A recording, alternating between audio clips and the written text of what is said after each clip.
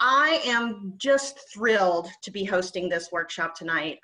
This has been a long-awaited journey for me, so I hope that you all are as excited as I am. I want to tell you a little bit about the Monterey Bay Aquarium for those of you who may not know. The mission of the Monterey Bay Aquarium is to inspire conservation of the ocean.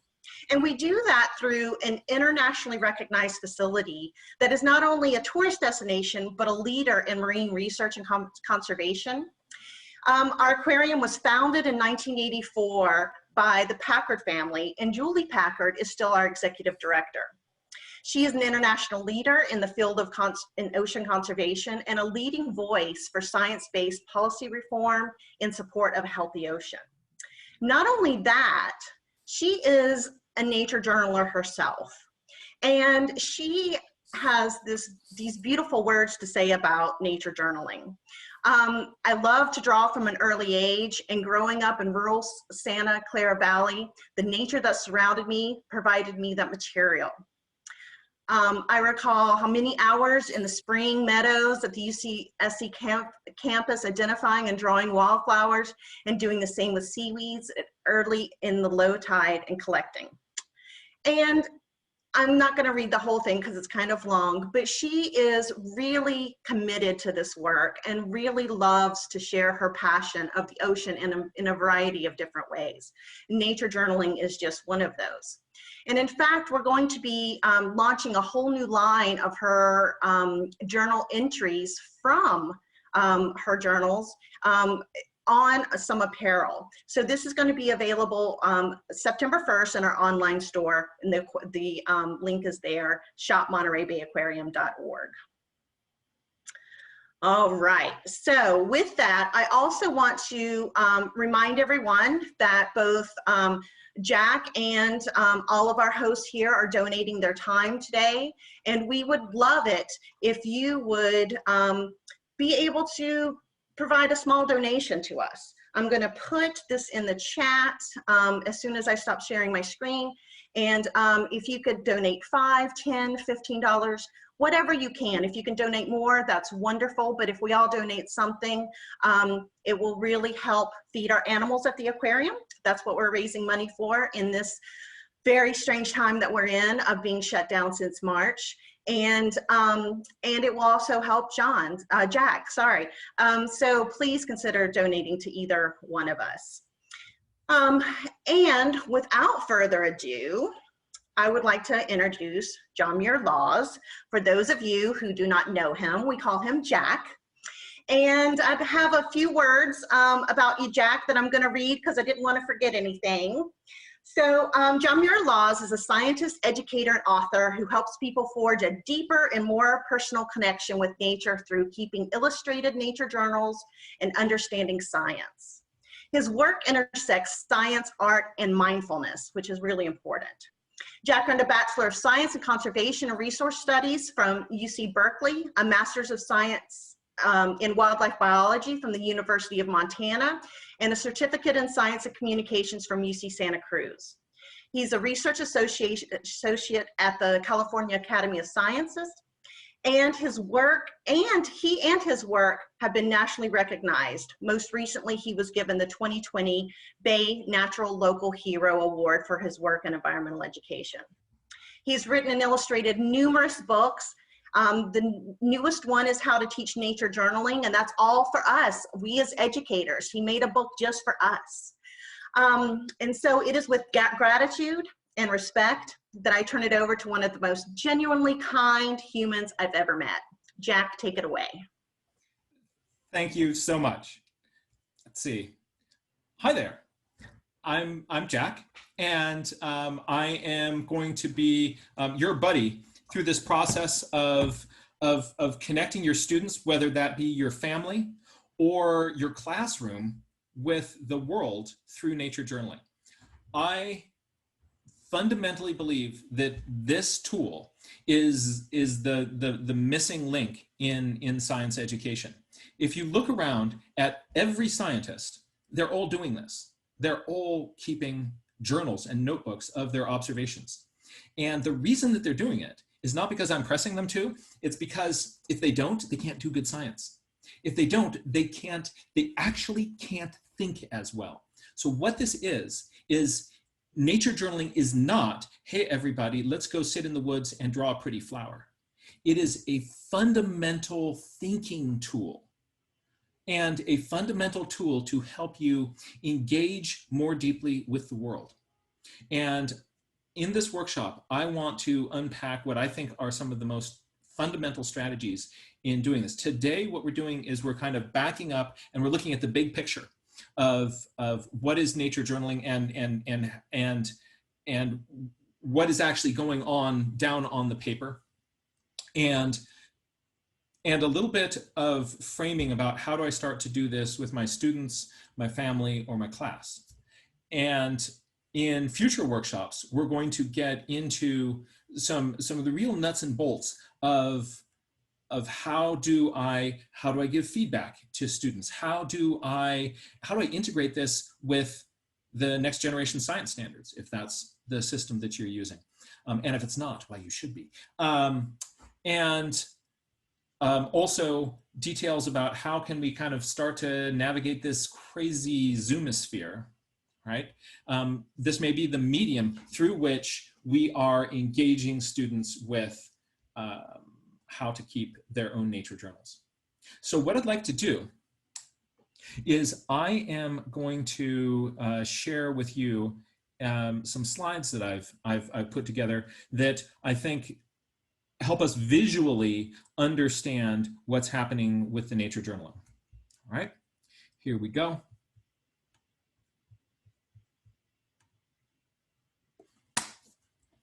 And we're off.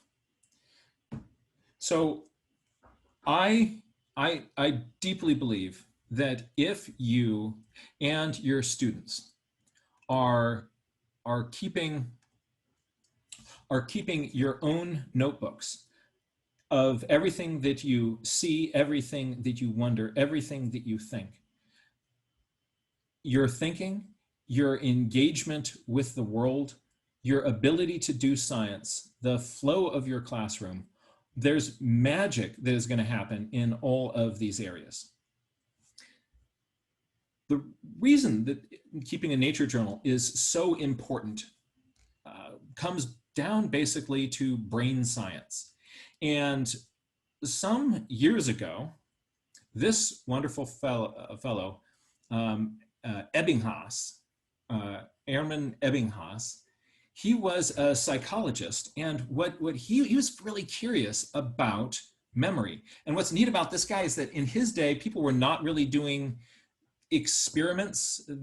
Everything was just philosophy of how the mind worked. But he did these kind of fun memory. I'm sorry, there's a color box that's showing up on your screen that's in front of Ebbinghaus's face. A color box. That's odd. I don't see that on my screen. Okay. I'm afraid I don't. Okay, it looks like an editing box. It's the palette controls. Strange. I'm afraid Okay. All right, thanks. I don't see that on my page. We hope that will disappear with subsequent slides. So what this guy did is he would try to get himself to memorize strings of nonsense syllables, and he would memorize those and then look at how his memory of that degraded over time. And what's interesting is that the observations that he made have now been replicated in all sorts of other contexts. And what's now called the forgetfulness curve is really pretty solid. And it's also rather devastating to us as educators. When we teach our class, check out this little graph over on this side here. This is the amount of information we retain, and this is time down here. And you notice that it's logarithmic. So here's 18, 20 minutes a day, 7 days, a month, 3 months out this way. So, but look at this. In the first day, after you learn something, you are down to less than half of the of whatever it was that you had filled your brain with. And much of that forgetting happens so quickly, right up here at the start. So it is hard for us to keep in our heads what we remember. And it's not that you're a bad student, it's that you're a human being. Across all sorts of people, we find this forgetfulness curve. It's a really solid, replicable phenomenon. And it's humbling for us as teachers, isn't it? I just have finished my lesson, and by the time people are settling down for dinner, half of what I said is gone.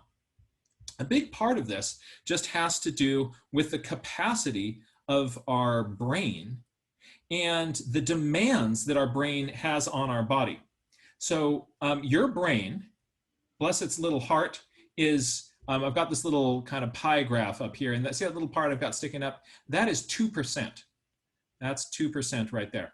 So your brain is 2% of the body weight of your body weight. So if you're an average size adult, your brain is 2% of your body weight. And here's the crazy thing. That 2% is the most ravenous and hungry part of your entire body. It demands a full 20% of all the calories that you consume. It's this incredibly energy intensive thing going on between your ears. And so that, again, think about that 20%. What we're talking about is that's 1 out of every 5 burritos goes to feed your brain. 1 out of every 5 burritos. And that's hard to sustain. So if there is a way that your brain can downregulate that demand, it will. Any chance it gets to sort of shut off this really expensive piece of electric meat, your body has all of these systems to dial that down. And these kick in without our even being aware of it. And so paying attention is expensive. If you don't have to pay attention, that's great. Remembering is expensive. If you don't have to remember, okay, we won't remember. So there is something, though, that we can do about this. And what that is to start to offload stuff from our brain. I have a computer that has a very minimal memory. If I get several programs open at the same time, my computer stops working. So this is also the way that our brain works. If you're trying to remember a bunch of stuff all at once, you cannot handle too many objects floating around in your memory at the same time. And if you're trying to actually do something functional with those, the amount that you can remember goes even further down. So that's where the journal comes in. And this fits into an area of research called distributive cognition. Distributive cognition. And what that is that when, if you have an idea, if you take that idea and you put it down on a piece of paper, right? That piece of paper is now doing part of the job of your brain, and you are now freed up to think about something else. So the way I often like to think about this is with the grocery list. Everybody here keeps grocery lists, and the reason is that distributive cognition works, right? If you run out of eggs and you're sitting there thinking like, okay, I need eggs, and you can't forget the eggs, then you're sitting there in your house going eggs, eggs, eggs, eggs, eggs, eggs, eggs. Can't forget the eggs, gotta get the eggs, eggs, eggs, eggs, eggs, eggs, eggs, eggs, eggs, eggs. And as long as you're going eggs, eggs, eggs, you cannot really effectively think about anything else. And if you try to, you're at risk of forgetting the eggs. So eggs and tuna fish, eggs and tuna fish, eggs and tuna fish, can't forget the tuna fish. But there's something else. What was that? I don't remember, right? So we write it down on a list, and the cool thing is about that list is that it works, right? So you write something down on the grocery list works. You're there at the supermarket next week, and you look down and go, oh, we got to get eggs. Oh, and the tuna fish. right? You'll get those and everything else on your list because you downloaded this thing from your brain to that piece of paper. And once you do that, you don't have to sit there going eggs, eggs, eggs, eggs, eggs, eggs, eggs, eggs, eggs anymore. You can use your brain to do other more interesting advanced things. So whatever it is, you get it out of your head and onto paper, out of your head and onto the paper. This goes for your observations, your questions, your explanations, everything that kind of comes through your head. The faster we get that down on the paper, the better our brain is going to work. So what you're doing is you're offloading some of these rote tasks of memory to the piece of paper so that your brain can now be freed up to do more sophisticated thinking. So in the, on that journal where I am, on that piece of paper, there are 3 big categories that I use to make my nature journaling more effective and interesting, right? So there are, when I'm thinking like, so this is the what am I going to put down on the piece of paper? And these 3 are going to tie into your attention, your curiosity, and your creative thinking. And here's how it works. So let's start with attention. Anything that you notice, any observation you make, that goes down on the paper, right? So, and the best way to do this is I teach students this idea of saying, you know, what do you notice? Okay, I noticed this. And okay, great, get that down on the paper. Sometimes I walk up to a student who seems stuck and I say, like, how are you doing? And they say, well, I think I've got it. There's nothing else, you know, for me to do. And all you have to do is you ask that student, okay, what else do you see going on here? What else do you notice? And they will always come up with something. You just name something that you haven't put down on your piece of paper. And they'll say, well, I noticed this and this and this and this. And you go, say, great, put that down on paper too. And they go like, oh, that's all I have to do. And actually, I sometimes need to remind myself to do specifically this. I'm out there in the journal and I'll be journaling and I'll also get this sort of feeling of like, oh, I'm done, right? So doneness has nothing to do with how much more you can observe about something, because there's an infinite amount that you could observe about any phenomenon that's in front of you. The doneness is just a psychological trick that your brain plays on you that says, okay, it's now time to go on to the next thing. There's nothing else really essential for your survival here, so skip to the next object. And so to help you get past that, what I do is I'll get that feeling of, oh, I'm done. And then I just say to myself, all right, what else do I see? What else do I notice? What else? And there's always something there. So I just put that down on the paper too, and then put the next thing down on the paper too. You put the next thing down on the paper too. After you do that for a while, you're going to push the boundary into things that you have never noticed before, even if you're looking at a familiar object. So the first piece of what goes down on the journal is your observations. And so I think of this as, this is the I notice piece. Part 2, we're going to activate our curiosity. And this ends up being a game changer. But it's initially difficult to get our students doing this. Many students, particularly older students, have been trained to stop asking questions. In some, you sort of, fast forward into adult life, you kind of look around, boardroom situations. If there's somebody who's just filled with questions, people start going like, well, that person doesn't really know anything, right? And so we're trained to stop asking questions. The question can be looked at as even a vulnerability. There's something you didn't know. If you frame science as a pile of facts in a book that you have to memorize, then anything that you don't know is a vulnerability. It's something that you didn't study. Oh, you didn't read that in the book? Right? So a lot of people are shut off from asking questions. And so what we do is we intentionally make part of the process, now I'm going to ask questions. Right? So you just sort of sidle up there. You can start with that who, what, where, when, how, why. Just like, okay, when? right? So you start looking at things, and when questions prompt you to start thinking about time. And any question that comes to you, you put it down on the paper too, along with your observations. You ask a question, put it down on paper. Ask a question, put it down on the paper. You are going to ask more questions than you can possibly answer in a lifetime. And this is also kind of an interesting thing for us to start to kind of wrap our heads around. The purpose of asking these questions is not to answer them all. Many of these questions will go unanswered. The purpose of asking questions is there will be some that you'll be really you want to kind of follow where that goes, and you start doing that, and that question, you will answer some of your questions. But very often you have to ask one of the easy questions to get to the question that's behind the question.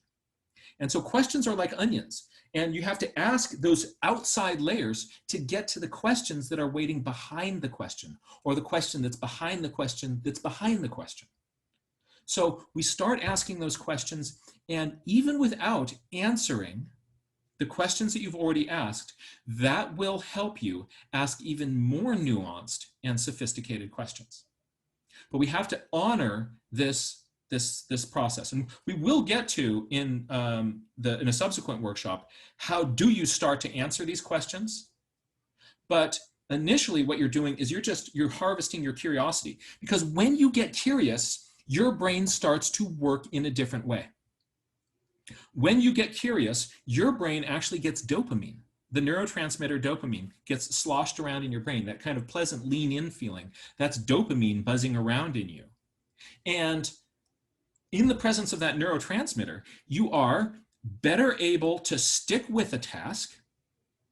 Your attention is improved, your memory is improved, and you're doing better work. So the physiological effect of being curious about something makes your brain work better. And you don't have to wait for the question to come to you. What you can do is you can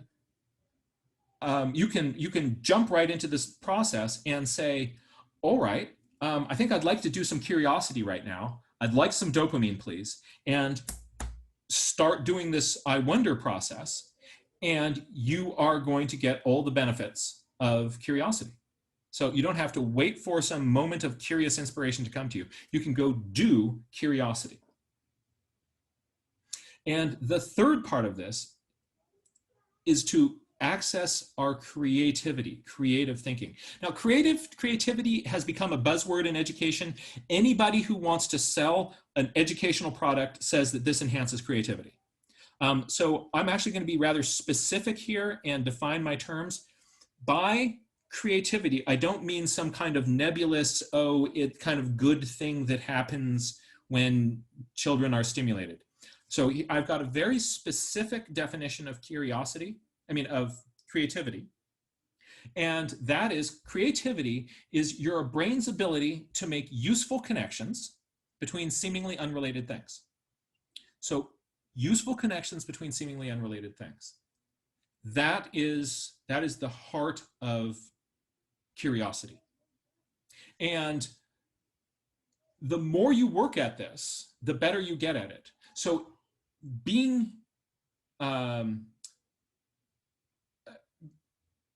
able to make connections is a skill, and you'll improve on it with practice. So this third part, right, we call this, it reminds me of, is you intentionally look at whatever phenomenon is before you, and you say, like, what have I seen before that in some way reminds me of what I'm looking at? And this can be playful, creative. This can be from literature, poetry. This can be something scientific. It can be something that you saw on a documentary. It can be something that reminds you of interactions between two friends of yours. Anything in your neural net that ties to this, you want to pay attention to that. And put that, it reminds me of, right? This reminds me of my great uncle Sid, right? Because then you can think, why does this remind me of Sid, right? And whatever, that can highlight characteristics. And when you're doing this with sort of biological things, Sometimes this reminds me of that because maybe there's some shared common ancestry there or common function that these organisms or features have. So intentionally networking with your brain, intentionally networking, is incredibly powerful. So these are the three pieces. I notice, I wonder, it reminds me of. And when I'm teaching people to nature journal, this is one of the first things that I teach them. And what we go out and we do is you can even do this without a nature journal in your hand. You go out, you make observations, you say them out loud. This is what I noticed. And then what questions do we have? We kind of honor those questions. We say those questions out loud. What have you seen before that kind of reminds you of this? What else does this remind you of? What else? And what you can do is anytime somebody makes an observation, asks a question, and or makes a connection, there's always another one that you can make behind that. Oh, that's interesting. You kind of engage with that. Like, what else does this remind you of? There's always something else there. But the more you practice it, the more you're going to be able to dig deeply into these three areas. So these are the three critical what goes down on the paper of nature journaling. And so what we're doing is we are then taking this process and putting it on paper. So this all can be said out loud, but it also is going to be, it's going to have even more impact if we get it out of our head that can only remember a few pieces at a time and can only really functionally deal with maybe only one or two. Like you may be able to hold 7 different things in your memory at once, but you're not able to functionally relate them to each other. You can only do that with 2 or 3. So you get it out of your head and now it's on the paper and it's looking back at you. You can now draw lines and start connecting things.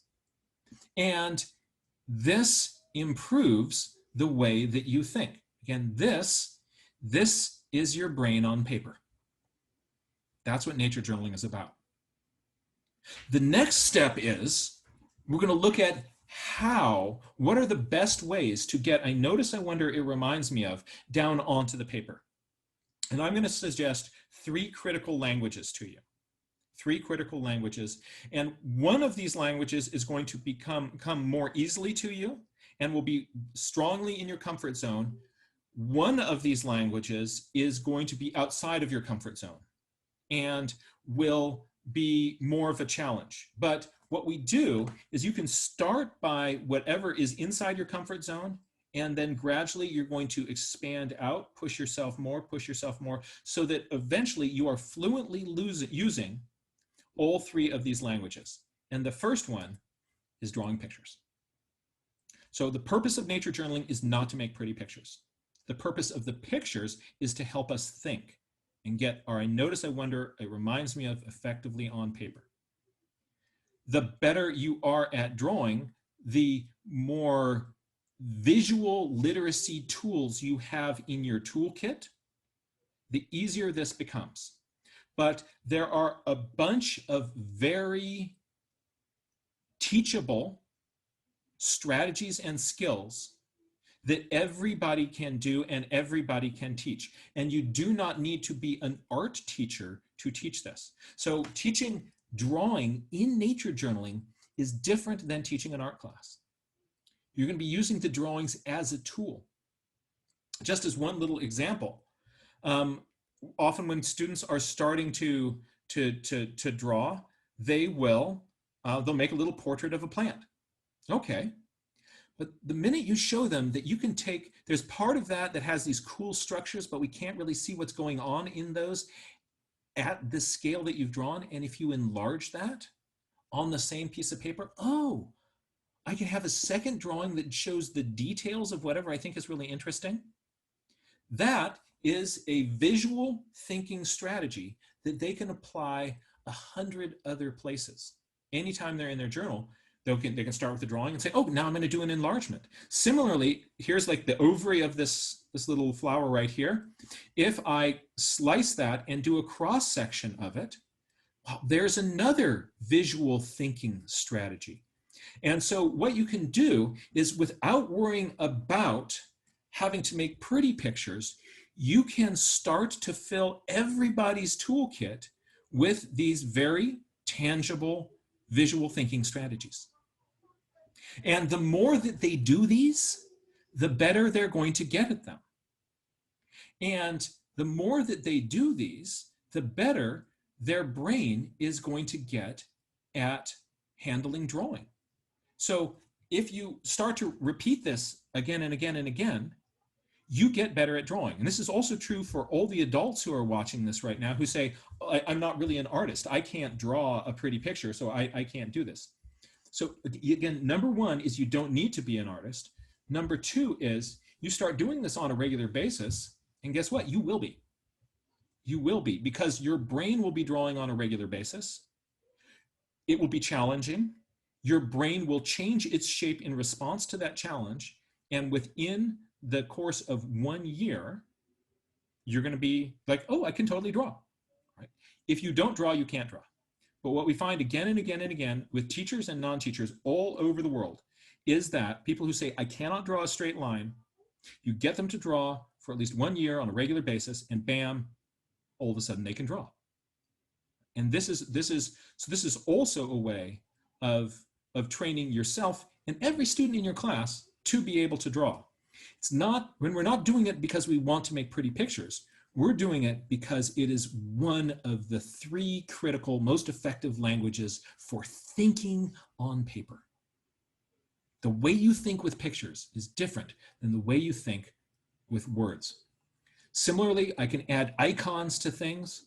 So I can put little, it's partly cloudy today. I've got a really good question about this. Ooh, look at this. You're teaching a language of how to get all your thoughts and ideas down with images. But the more you work at this, you're going to discover that there are some things that are really hard to draw. There are some things that are hard to describe with a picture. Welcome to language number 2. And that's, yep, you saw this one coming. We're going to be writing words. So if you're just doing pictures, right, you're not effectively using your nature journaling strategies. You want to, just an example, I think a great example is you think about a fuzzy leaf, a leaf covered with tiny little white hairs. How would you draw that? The minute you start drawing in all these little white hairs, your leaf turns gray because the graphite in your pencil is dark. The more hairs you draw in, the darker it gets. Hard to draw. But if you just have a line going to that, a little label that says covered with little white hairs, boom, all of a sudden you've got all this information recorded and you didn't have to draw a picture of it. You've got words working with you. So just as there's a smorgasbord of ways that you can work with images, drawing a map, making a cross section. There's a bunch of ways that you can work with words, and each one of those has their own benefits. These different strategies of using words will get your students to think also in different ways. So if students are writing in a paragraph, the way they will think is different than if they're writing in bullet points. So what you want to do is to use both of those. If you are listing things, making lists, that's different than writing paragraphs. If you are making titles for things, so titles and subtitles on parts of your page, there what you're doing is you're looking at a meta level about what is going on this page. You are thinking in a different way than if you're writing paragraphs or bullet point lists or adding in labels. So each one of those are strategies with words that you can use. And we want to teach these to our students. We want to encourage them to use them. Initially, what we do is we require you. I need you to make a bullet point list on this page of things that you notice, right? And then they will do that. And then they're more likely to do it the next time. And what eventually happens is they get their pockets end up filled. They end up with this Batman utility belt of these different strategies of how I can use words, how I can use pictures on my page, and they will on their own pull those out at the appropriate time depending on the phenomenon that they're recording. But wait, there's more, because the final language is the numbers. So words, pictures, and numbers. Each one of these gets your brain to interact with the phenomenon in a fundamentally different way. So with numbers, the easiest thing to do is to start counting things, start measuring things, start timing things, right? And all of those strategies, those build up, and before you know it, your students are finding numbers in the phenomenon around them. If they have a watch, they can time things.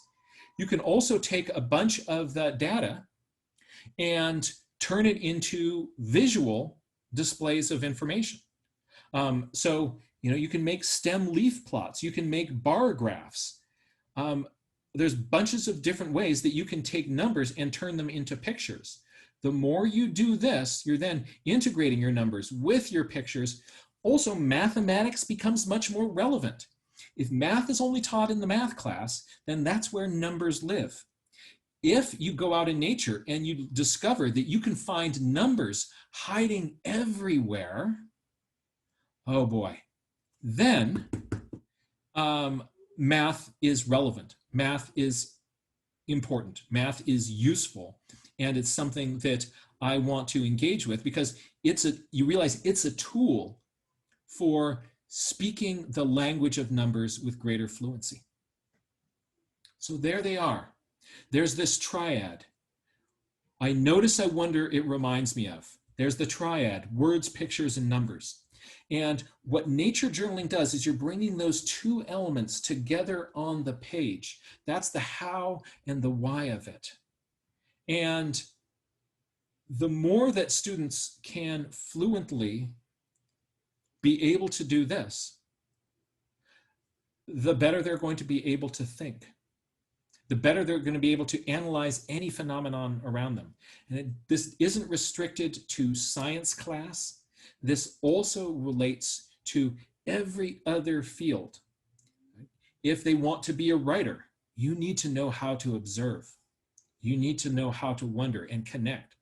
These are fundamental skills. And again, they are used by every scientist everywhere in the world.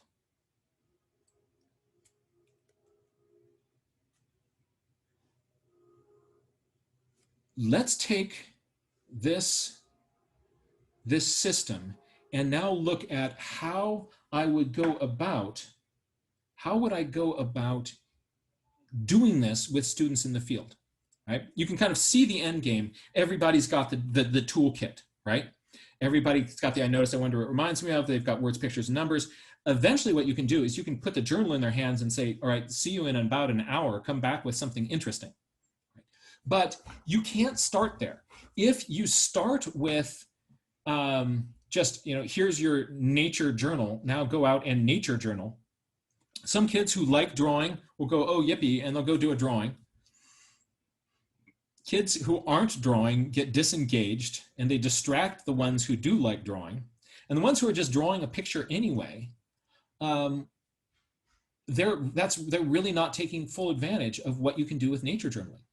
So what we want to do is provide structure and scaffolding to help them understand how to do this. And also we show them on a regular basis why to do this. What we find is that when students kind of see the size of this tool, the effectiveness of this tool, they inherently want in on it. They go, okay, I'm bought in. I want to do this. Teach me more, right? So you can get a lot of intrinsic buy-in with nature journaling. And the way I start is I find that having, for you, the teacher, kind of a clear set of activities. I'm going to do 1, 2, 3, 4. I'm going to do this, this, this, this. You give them clear directions of where they're going. That's going to help them when they get out there in the field. Another thing that is really helpful is to take those directions and do a little demo with it. I carry a small whiteboard with me in my journaling bag. Right. Got a little journaling kit, and every time I go out in the field with a group of students, whoops, all right, I go out with a group of students, I bring a little whiteboard with me. So let me show you my whiteboard. See, it's kind of tattered, but there it is. So I bring this, and I bring a dry erase marker with me. And as I am describing what to do, I bust out my dry erase board and I make a crude little illustration of what I am looking at right there on my piece of paper. Right? And the purpose for this, the purpose for this, it doesn't, again, what I found, by the way, is if I do a really detailed, careful demonstration, all the students think they have to kind of copy that. But if it's roughly saying, like, you've got a leaf here, a little plant here, a little kind of thing over here, right? That's, you know, it's just like, you know, what we're going to be doing is you're going to be drawing the plant, right? Right. And I need you to, we're going to have a drawing, and we are also going to be adding in some written notes. So here I'm kind of writing my observations about this. I can add some written notes in here. These are called labels. I want to use labels. I'm making a labeled drawing, right? So you see, it's really clear to all the students. So it's a visual example of what I'm doing. So if I just describe it with words, you're describing with words how to do a visual thing. So show them, and that's going to end up being a lot easier for everybody to understand. We find that that's a really high percentage strategy. So I've got clear instructions for them, and you're saying, but yes, but what are my clear instructions? Don't worry, we'll get there. We will. All right. Let me just jump back to that screen. Right while we're stopped for a moment there, is it possible to just unshare or stop your PowerPoint and reshare it again or restart it? And I think it might clear up that box that's obscuring part of the slide. Was that little bothersome box there through the Yeah, so if you just stop the presentation. Oh, was it something with colors? Yeah, it was with a little box with colors. It's probably from your keynote. Okay, I just described it. Well, that's going to be there through the first half of our talk. Sorry about that, everybody. All right, now I've just closed that. I just learned something new about how this works. Now, so let me share screen again.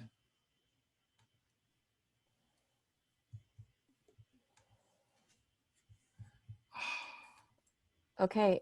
It's gone? It's gone. Yes, thank you. All right. New thing learned about the interaction of Zoom and Keynote. So I've got clear directions. I do a little demonstration. What this does is everybody knows what to do, right? If you're out there and you just are kind of like loosey-goosey, now just go kind of get your nature journaling on. It's overwhelming. Eventually you will be able to do that, but at the start, you need some really specific objectives. The next little piece is that you're going to find some small part of nature to focus on, some phenomenon. And this can be this can be some, you know, if there's some cool, rare, bizarre thing that shows up, you can do that. But also you can get tons of mileage out of just the most common objects that are around you all the time. I've been doing a lot of teaching at a public Spanish immersion school in San Mateo near my home. The schoolyard there has really limited resources. There's a few trees. that were planted, and there is a ball field with some grass on it. There was at one point, kind of a well-meaning person planted a school garden, but then that was completely neglected and overgrew with stinging nettle.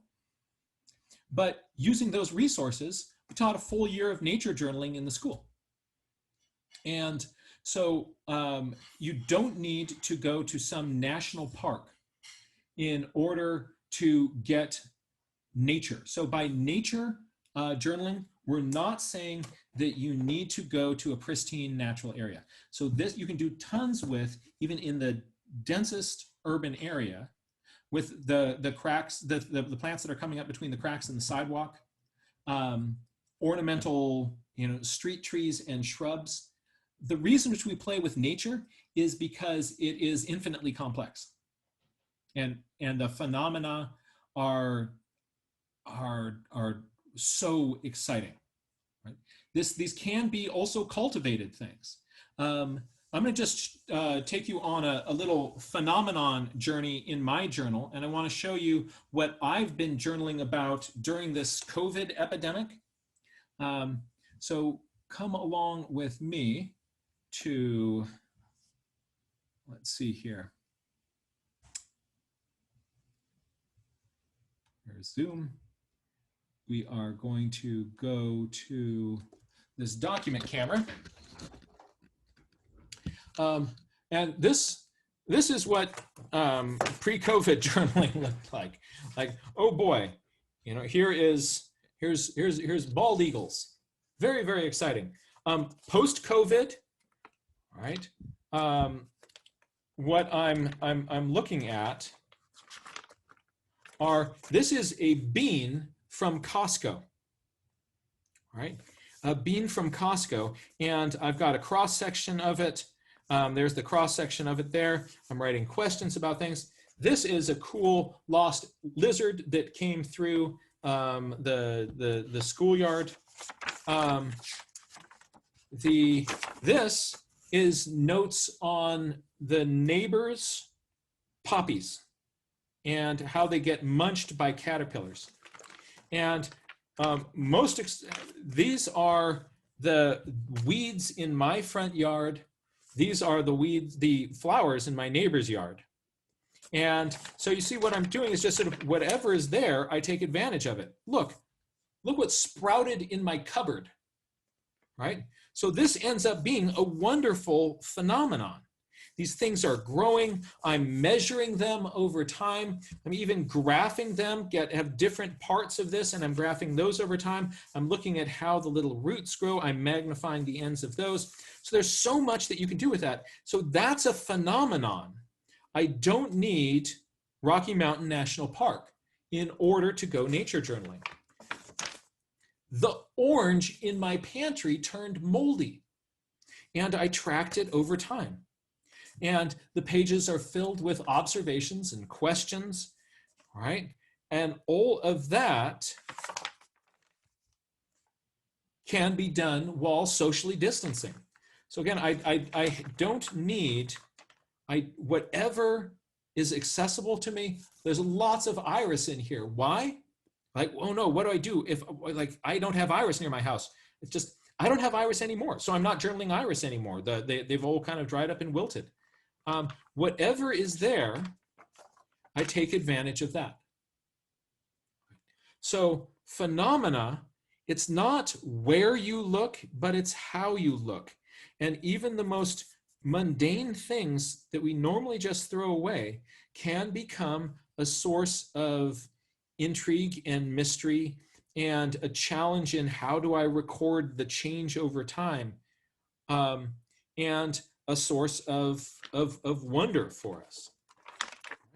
So that is, oh, look at how much that thing grew. Aren't you proud of it? All right. The whole time, I'm getting better at coming up with strategies of how would I show that? How would I communicate that? Where do I want to use words? Where do I want to use a picture? What can I measure?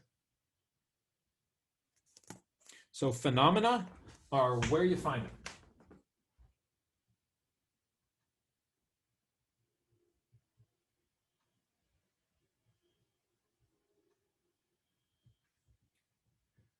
again, those phenomena, it doesn't need to be this spectacular national park. You've given them clear instructions how to do this, what to focus on. They know what to do. You, out of all of nature out there, initially you suggest the phenomenon to them. We're going to be doing this with this object. Or you can say, go to the cupboard, right? Go to the fruit bowl. You're going to get a piece of fruit. So you're going to, out of all the possible phenomena, narrow that down and give them a suggestion. And later on, they're going to be picking their own phenomena. But at the start, you tell them how, you tell them what to do it with.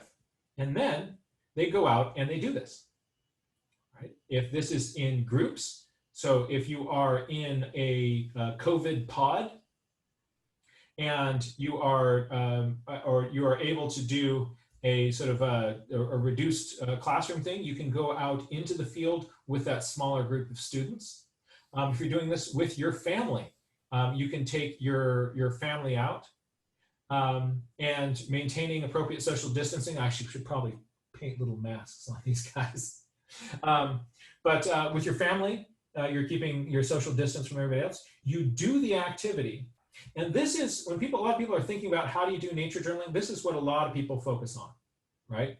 Like what are actually the kids doing when they're doing this? But this happens because you have scaffolded, created the scaffolding and the structure over here.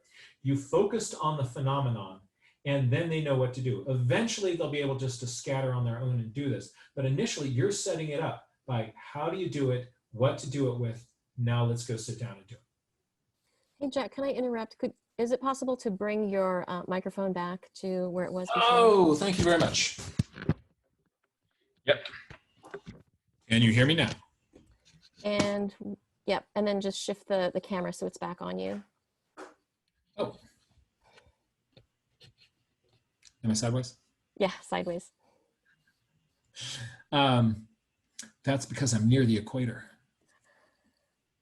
Let me see. I'm going to stop this share, change over to the other document camera. Oh yeah, there's my ear. And here we are.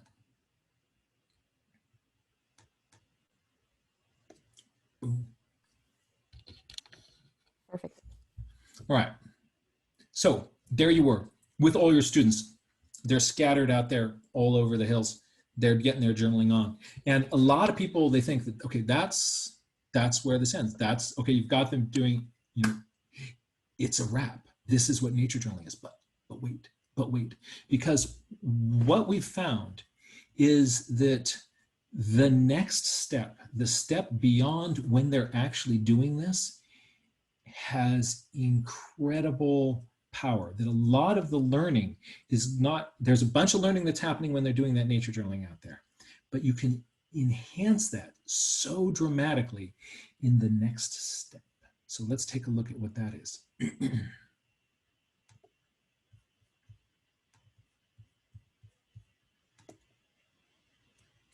What you do is when the time is up, if this is sort of individual, it can be one-on-one discussion, or if it is in a group, then this is a group discussion, but you pull everybody together and you start a discussion about it.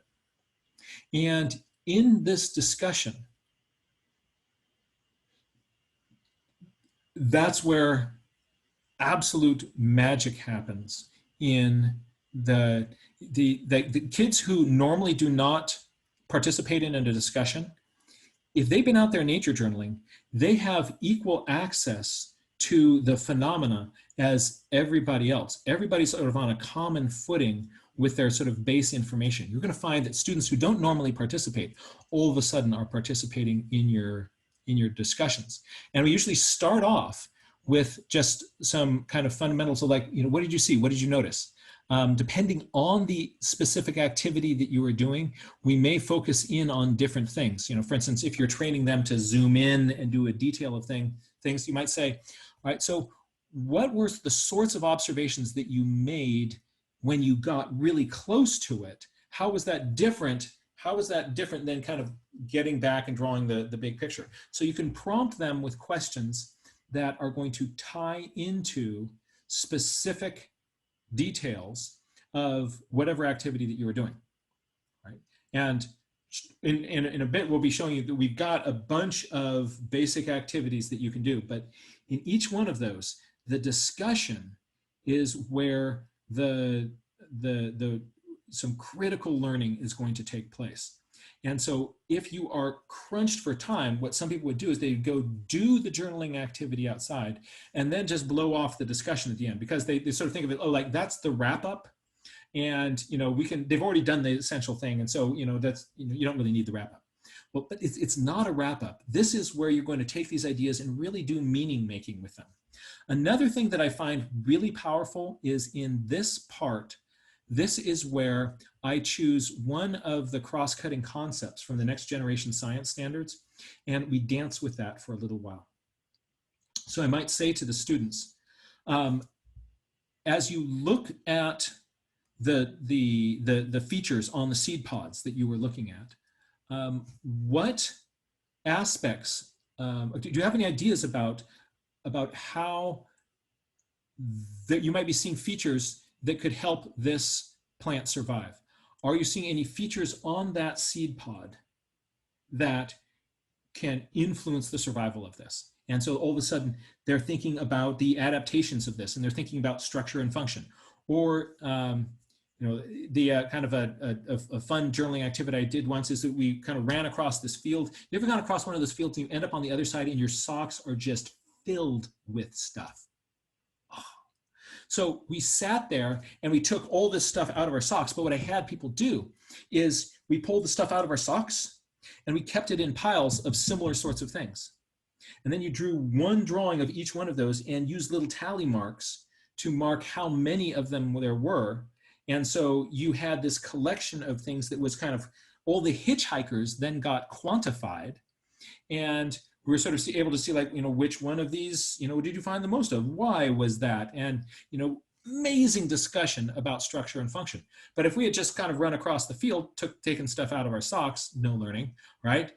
Run across the field, take stuff out of our socks, journaled a little bit about it, that would have been better. But because we then sat down and they had the experience that you can connect to the concepts that you want to teach. So what I really want to emphasize here is that this part of nature journaling, easily overlooked, but absolute gold for us as educators, because in these discussions, it's where so much of the magic happens. Another thing that you're going to find that is interesting here is that students are going to be in these discussions interacting with each other and talking. So this is a great way, a place, a location to set up kind of norms of how do we communicate as scientists with each other? How can we respectfully communicate with each other, disagree about something? And in these discussions, it's great to try to find places where people disagree and train them how to have a conversation where they're having a disagreement and it's good and it's interesting and it's not disrespectful. It's part of how we think and learn. Doing that, the minute you're doing that, you are doing what next generation science standards are asking us to do. Kids are making arguments from evidence and having these and learning to disagree like a scientist. These days, like if you look around politically, when people disagree with each other, what we see is people behaving badly, right? This is a great place to train our students in discourse. So this nature journaling has wonderful potential for social emotional learning with our students. How can we have productive conversations in which we disagree? Right?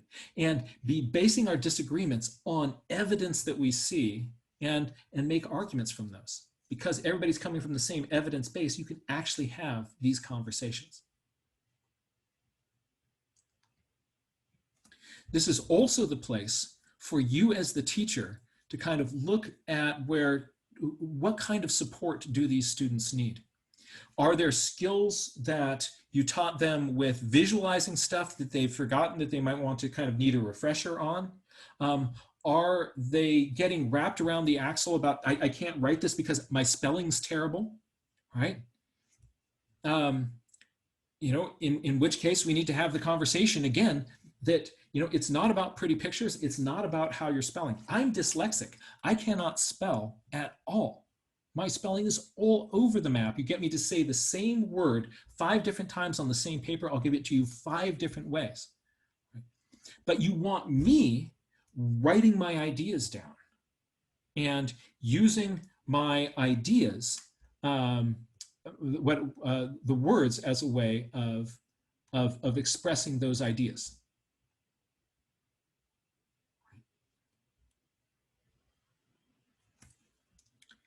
If all of this is happening and you rinse and repeat, your students are going to get better and better and better at this. They are going to progressively build these skills. And the more they do it, the better they're going to get at it. All of these skills are things that that are learnable. And it's not that there are like some kids who are the drawers are going to be able to do this. All of a sudden, everybody's drawing, everybody's thinking. The powerful thing about putting it in a journal is that when you've got it in a journal, you have several things. One is you've got all the observations, but you also have a record of how many observations you've been making over the last month. And you can also look into that and be able to see how the skills are changing. Let's just take asking questions. You can I look at the start of your journal and I didn't see any questions. Early on in the journal, I see 1 or 2. Now, 2 months later, I'm seeing these journal pages. This one has 5, this one has 7, this one has 10 questions over here. So you can actually see the growth of that strategy. So it is a record of both the amount of work and time that they've been working on it and their improvement. With the drawings themselves, you look at the drawings at the start of the year, you look at the drawings at the end of the year, and they'll go like, oh my gosh, everybody's gonna say like, wow, I'm a better drawer than I was now. Right? Is this at the start a better drawer or now? Wow, I'm a better drawer. So on all of these skills, you're going to be getting better and better and better. And the powerful thing here is that this becomes a golden spot for teaching growth mindset. And if you're having open conversations already with your students about the idea of a growth mindset, that is, again, growth mindset is I'm going to understand the biochemistry of the brain and physiology of the brain and how the brain grows over time in response to the repetition and work and the effort that I put in on whatever skill I'm developing. I know that I get better at time over this. That's the idea of growth mindset. The journal is a physical manifestation of growth mindset happening because you'll be able to see the work and you're also going to be able to see the result in it.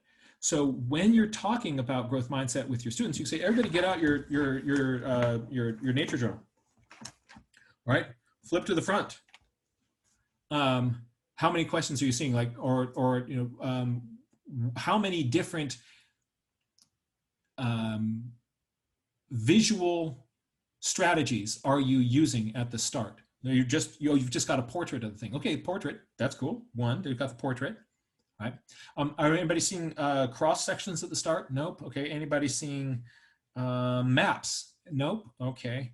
Now, 3 months later, they'll be able to see, you'll be able to quantify how better you are at using all these skills. And that's such a powerful lesson. Once you've got the idea that you get better because of your effort, your work, and kind of sticking at it and sort of repetition with effort, learning new strategies, incorporating those in, that gives you the permission to lean in on all sorts of other topics. It's a very, very powerful place to be able to teach that growth mindset. So what you're going to do, you want your students to be doing this nature journaling. You are going to provide them the scaffolding. You're going to, and the skills you'll demonstrate. You're going to give them phenomenon, and then the invitation and time to do this out in the field. First few times, by the way, you do this out in the field with your students, there will be chaos. There will be stuff that goes wrong. You're thinking like, oh my gosh, this is zooey out here. Yeah, anytime you start something really, really new, like remember when you first time you gave your students magnifying glasses, right? And everybody's like, they're burning things. It's chaos because it's new, it's different, right? But once this sets in as your routine, right, then it just gets better and better and better. So know that there will be some rough spots at the top, but you can absolutely do this. Your students can absolutely do this. And your students at any grade level, once you can basically hold a pencil, you can be out there with your students starting to do this. The more that they develop their language skills, the more they can bring those aspects into it. Initially, really young kid, you're out there with your little youngster, they make a few marks, that's the leaf, that's great. You say, tell me what this is, and they say a leaf. You say, all right, I'm gonna write this for you, and then you write in leaf for them. Then later on, they're a little bit more sophisticated. You can say, describe this for me, and they describe it for you, and you can write in their description for them. Right? A little bit later, they're developing their own vocabulary, and they're starting to write those things in. Later on, as an older learner, their facility with language is so much more sophisticated, and they're now using labels, they're using titles, they're using bullet points, they're using all these different strategies, right? They can do it. You can do it. It gets better, and it makes a really big difference. I believe that this is the most fundamental tool for thinking. And lastly, it's fun. Kids buy into it because there's so many ways that you're not doing it wrong. You're doing it your way. And kids given that autonomy are intrinsically driven to do it. Also, kids will see themselves getting better. So they're developing mastery. They're intrinsically driven to do it. And when you show them examples from all these other scientists and they kind of see like, wow, this really is a high percentage tool, right? There's a purpose for doing it. They're intrinsically driven to do it. And so you have the three, those are the three little factors of intrinsic motivation: mastery, purpose, and autonomy. All of those are sitting there right in the pages of your nature journal. And there's going to be a community of folks here to help you be able to do this. There's nature journaling support groups popping up.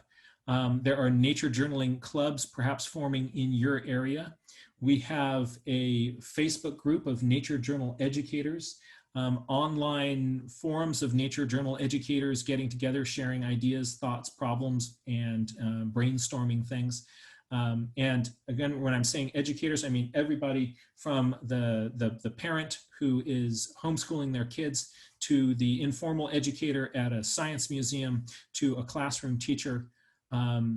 There seems to be a lot of interest in this right now. And so it's a great way, if you're just getting started, you'll find a really supportive community of people who will kind of help you take it to the next level. So what I'd like to do now is to turn this over to a little bit of question and answer. And if you have questions about aspects of nature journaling, one of two things will happen. Either I will say like, oh yes, that's great, but we're going to defer that to next week because there's actually, I've got that wrapped into a presentation. So some of the questions that you might ask are things that we will be getting to already.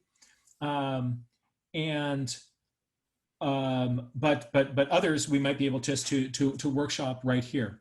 And what you can do is you can type into the chat, hit send, and our monitors will kind of collect some of these questions. They've been curating them, and they will send those to me. You can send them to Elizabeth Galogli. Oh, great. And she's gathering them. And I can give you a few questions that we have already, if you're ready. I am ready. Yeah, first one from Kate. How important is it to introduce the big picture of why, the benefits, and what when facilitating a learning session? And if so, does this vary with age group? So this kind of ties into the idea of intrinsic motivation, right? If I get it, like, wow, this is really cool. This is cool. And I want to do this. If you know why you're doing something, you are more likely to be able to you'll develop the interest of doing this on your own. Yes, that is important. A few good ways of doing that.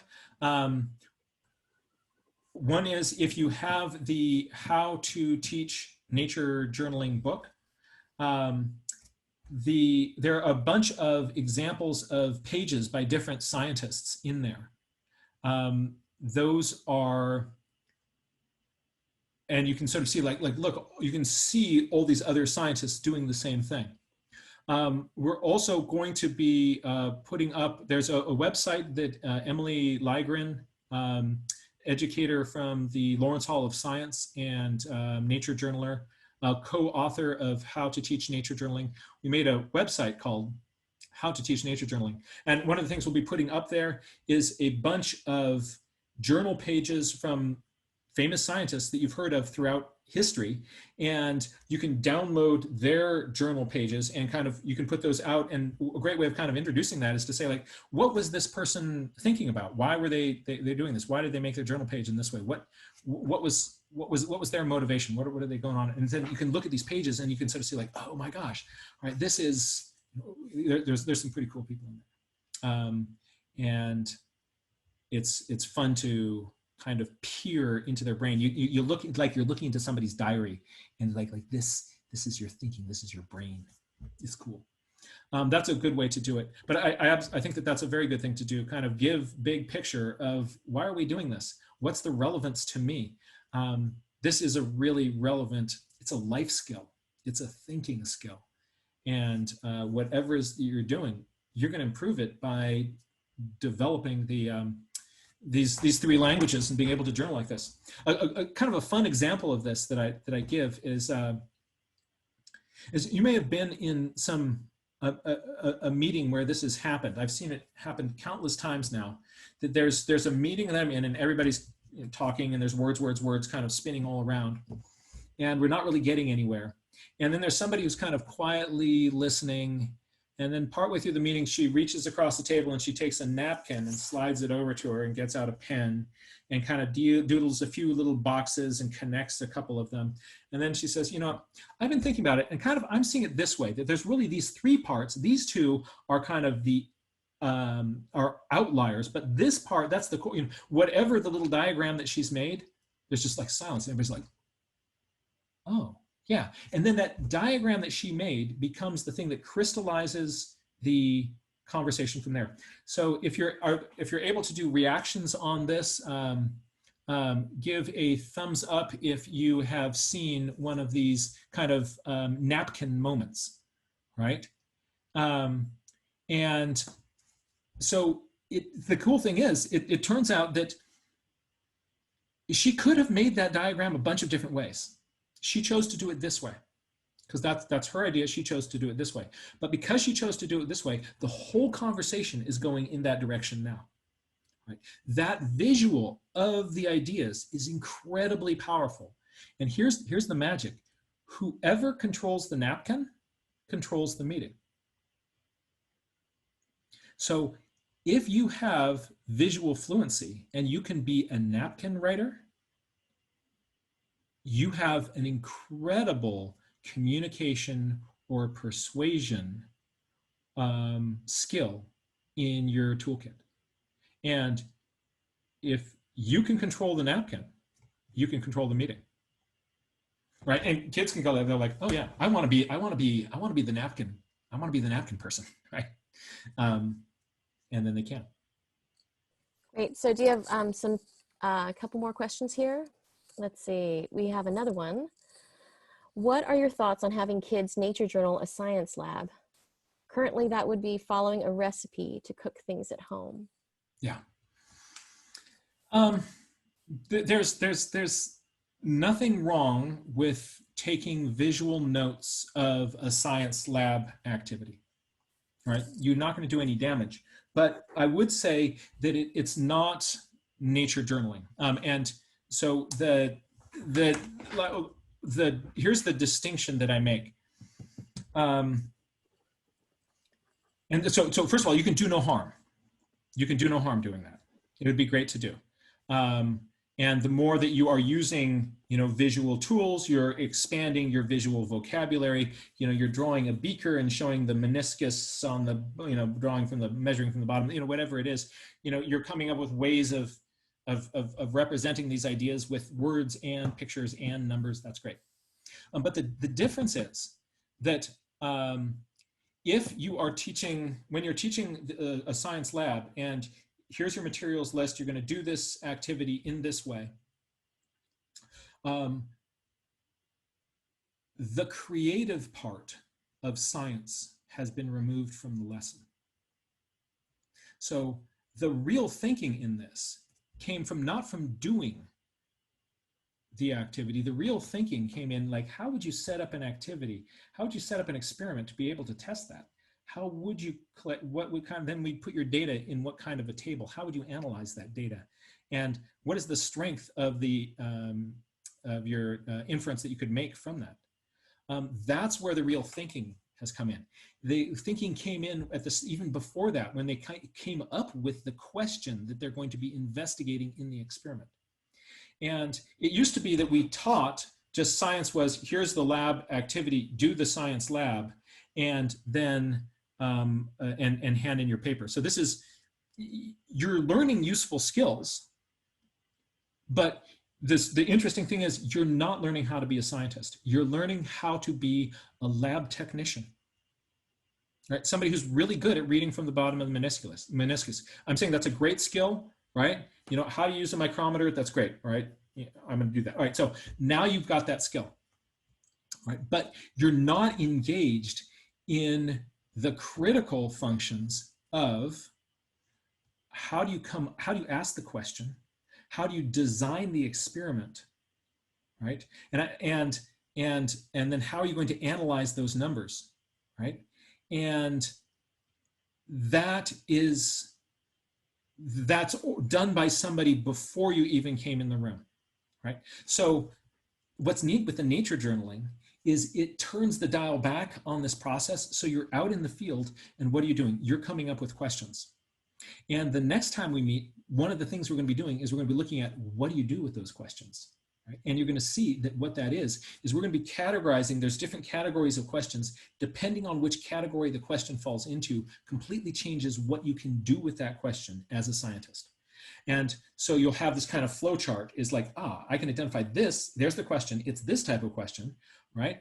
And then what can you do with that? And we'll look at some strategies. You can actually move the ball down the field really far in these critical early steps of doing an investigation, coming up with the question, right? Figuring out how you would, if you wanted to explore that, how would you set up an experiment?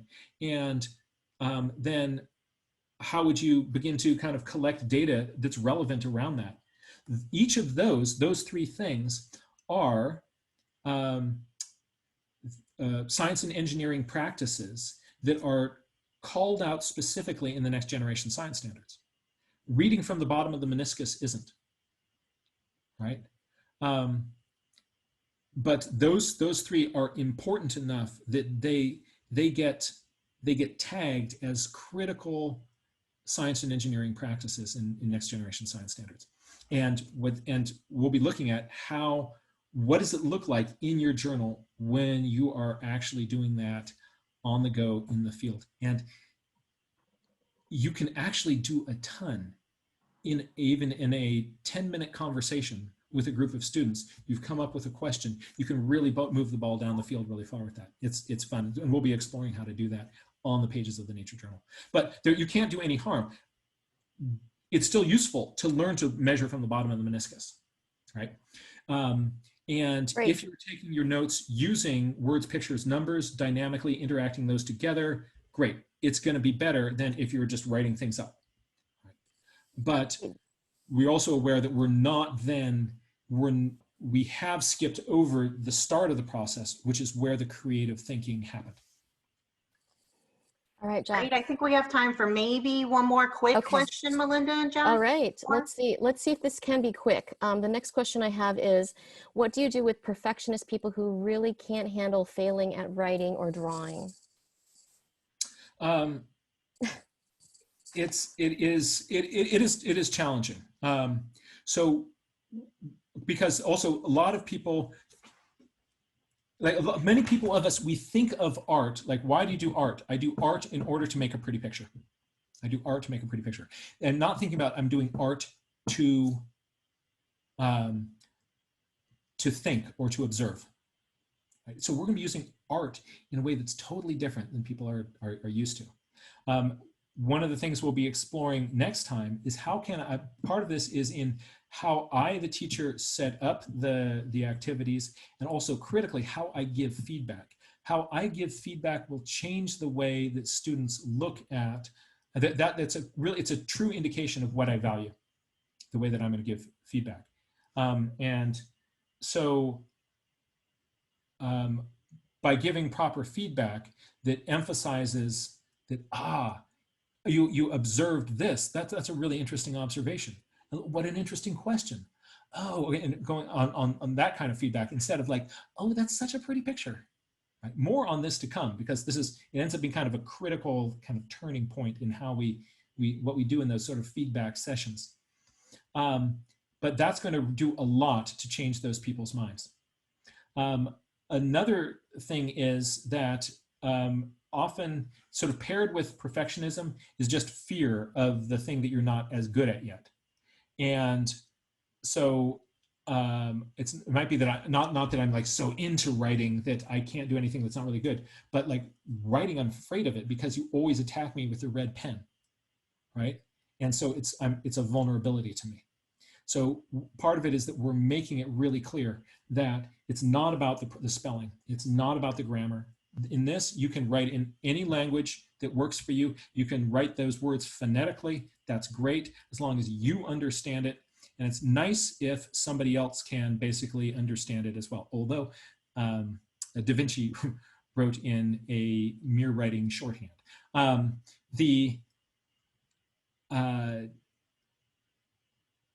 But it is going to be, it's going to be empowering for that person to be able to start with their area of comfort.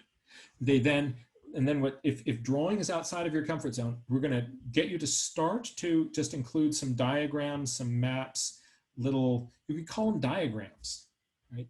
And then people will start to put these in, and then you can point out like that little thing there, that communicated a ton of information. Yeah, more of that, right? And so eventually their comfort zone in that grows because of the sort of feedback that they're getting.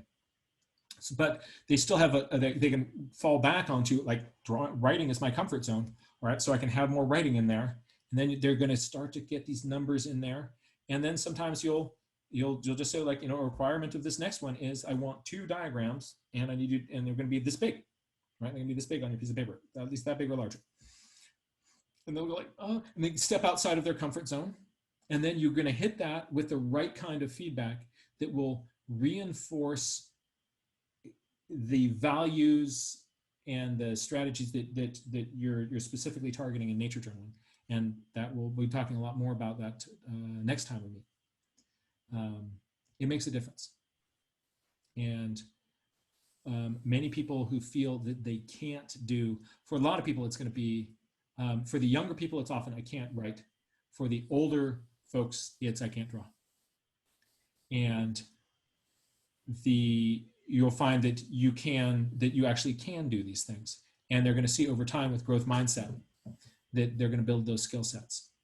It's all learnable. This stuff is not gifts that some people have and other people don't.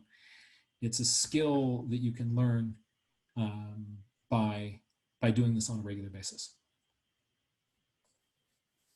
Great, thank you, Jack. So I'm going to hand it over to Mary. All right. Wow. I kind of look like I'm in the Matrix or something. I think my camera isn't very clear right now. I apologize for that.